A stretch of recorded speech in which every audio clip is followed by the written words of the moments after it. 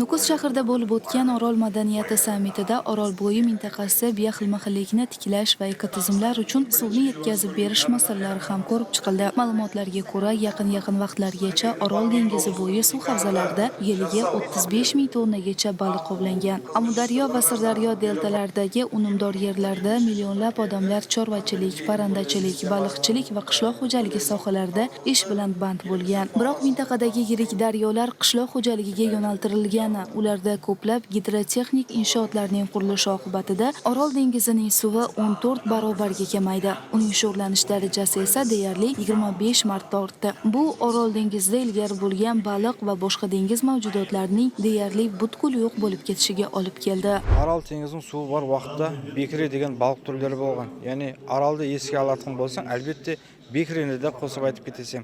Mana bu turdagi balıqlar hozirgi vaqtda juda siyrak uchrashadi. Bu xalqaro qizil tizimga de kiritilib ketgan bu baliq.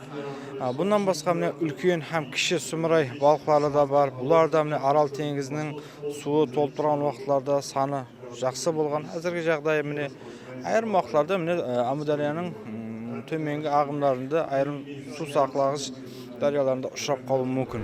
Yaqinlargacha o'zining ulkan bioxilma-xilligi bilan mashhur bo'lgan Orolbo'yi mintaqasida o'simliklar va yovvoyi hayvonlar turi keskin kamayib bormoqda. Jumladan sut emizuvchilarning 12, qushlarning 26 va o'simliklarning 11 turi butunlay yo'q bo'lish xavfi ostida turibdi. Orol dengizining suvi bor vaqtda bizda juda ko'p suv qushları bo'lgan. Bularga misol bir g'azallarni aytsak bo'ladi. Bir g'azallarning 2 turida bizda qizil kitobga kiritilgan. Qizg'ish tusli bir g'azan, buyraparli bir g'azan. Buyraparli bir g'azan buning soni ikkinchi qizg'ish tusli bir g'azanga qaraganda juda төмен.